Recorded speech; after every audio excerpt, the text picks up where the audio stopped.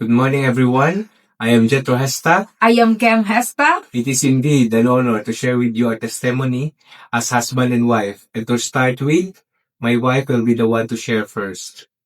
I was invited by my friend in a D group way back when I was still in high school. So, it's around 2008. My parents persecuted me because dili sila ganahan sa akong ginaapilan. They thought nagkambyo na jud ko og religion. Gusto nila pahawaon ko sa balay kay abi pud nila garebelde nako against their faith and belief. Wala na ko sila ginatubag-tubag. I just continue my journey in knowing the Lord. Along my journey, nakabati jud ko og emptiness inside of me. By that time, yes, ginadi group na ko. But still, I pursued what the world offered to me. During high school, naging life group ako, dira pa jud ko nagkauyab. Up until my parents discovered that relationship, then they blamed the church. Mas ni grabe ang persecution sa kuha and they are very disappointed. I decided to end off our relationship so that I can focus on my studies and at the same time to gain the trust of my parents again and be a blessing to them. Despite of the circumstances happened in my life, I didn't stop in pursuing God until I decided to join the Restoration Weekend. And so I joined RW. It gives big impact to my life, especially during my youth days. I preserved myself in serving God, and I understood what it means to fully trust in the Lord and patiently waiting to the one God has prepared for me. So my life before is very colorful. I'm addicted into computer games and I'm even into gambling. And some of my friends were leaders sa mga kabuang. In short, apil ko sa mga grupo sa mga gang sa among lugar sa una sa Surigao.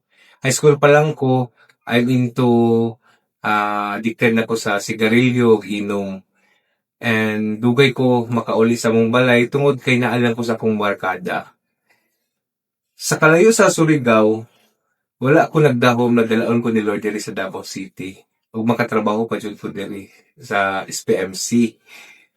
During pandemic, I met this girl who happened to be my wife. Isa lang ka department unta mi, pero sa 3 years na akong pagpanarbaho sa SPMC, mao pa jud to na met na ko siya personally. So nagkaroon kog interest sa iya, gipursue na ko siya, pero pa-cute kayo yung effect kay dili kayo siya nag-reply sa ako. Grabe no. Pero up until naka-join ko sa ilang grupo sa mga riders. And without knowing na nag-share di ay sila sa mga word or about kay God. And by the way, mas reader po ko sa simbahan ako before. And devoted jud ko sa akong practices, sa akong belief sa una. Grabe jud na ako ka-religious. Pero eventually sa sige nilang invite sa ako sa D group, nagkaroon ko og kauhaw na mag-join sa Restoration Weekend. So Jelro courted me and eventually I say yes to him despite that I know who he was before, but I still encourage him to join RW.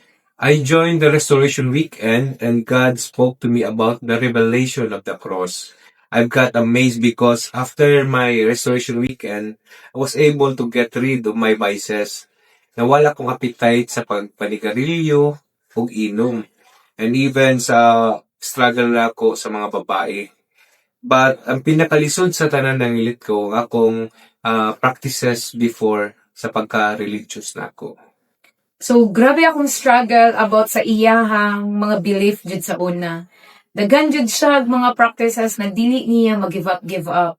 But God's faithfulness never failed me.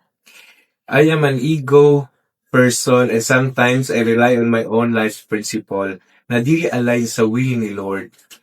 But when God calls, I have no choice but to drop everything. Because I understand kung unsa gyud ka maayo ang Ginoo sa akong kinabuhi, ug unsa pud siya ka faithful sa ako. He has done lot of miracles in my life. And despite sa akong pagka-awful sinner, now to a Christ-committed disciple. So, by the way, bago lang pod mi gikasal last January 18, 2023. So, sugod sa amo ang kaminyoon, dili jud siya lalim. Grabe ang adjustments, grabe po ang amo ang mga challenges, and even no kanang mga dili pagsinabdanay. But God's grace is sufficient for us. He strengthens and equip us. And along our journey with the Lord as husband and wife, we apply the principle what is written in Matthew 6:33, to seek ye first The kingdom of God and His righteousness, and all these things shall be added unto you. God has been so faithful to us. He promotes us in our working place. He even provided us in terms of finance. He gives us our needs and even more with our wants. He opened door and expand our territories in terms of business. Daghan gyud mga open door na gina-connect ni Lord sa amua from a different person.